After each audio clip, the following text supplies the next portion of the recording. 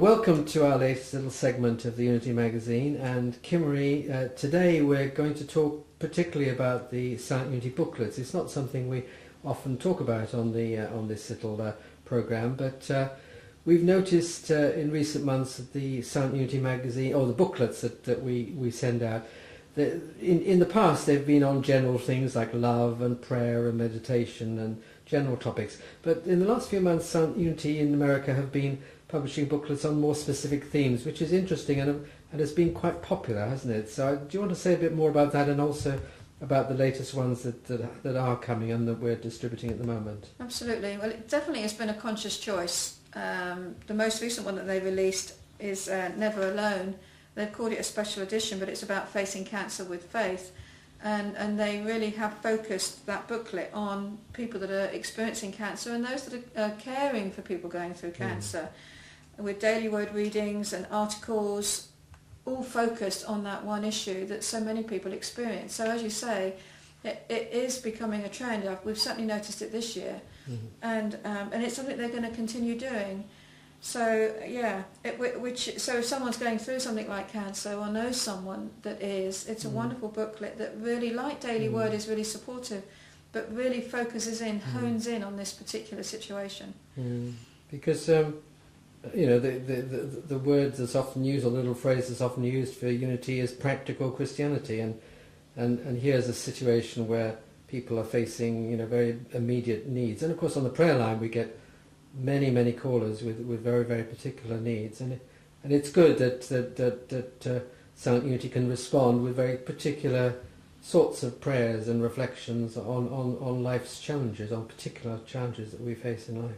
Absolutely, and it feels like now that there is a lot going on, so much going on in the world that can draw us down, and whether it's to us individually or in the greater world community, that we absolutely need tools that we can go back to, that we can call on to help us turn back to God, to re-emphasize God's presence here with us, to know that and feel that, and from that point step forward into the world and do what's ours to do. So these booklets are really geared up to enable that, and as you say, are very popular, getting through the hard times. We've sold out of twice, so I'm ordering a third lot coming from America to support people, because it really feels like that's what's going on right now.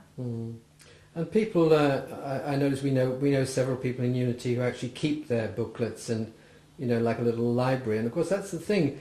A booklet can be used when you receive it, but it can then stay with you, and it can be a little reference book. And so something that's on a particular theme which may not immediately feel relevant now, but in times to come, maybe a booklet on bereavement or issues like that can suddenly become relevant. So it's great for Unity people to keep their booklets and keep those little prayers and meditations for the future. Wouldn't you agree? Yeah, absolutely. Of course, they're not dated, so you can pick it up at any time.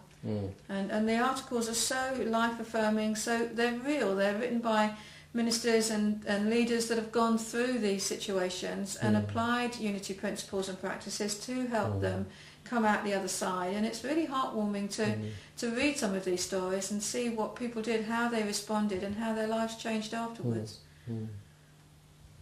Okay. Anything else going on that you want to talk about? Anything that the education classes are continuing, the conversation? How about a report on the conversations with God, because that's been going for a few months now, and that's a sort of ongoing little live streamed class. Do you want to say Conversations with Unity? Yes. Sorry, I'm saying Conversations with God, because of course that's the book, isn't it? It is, yes.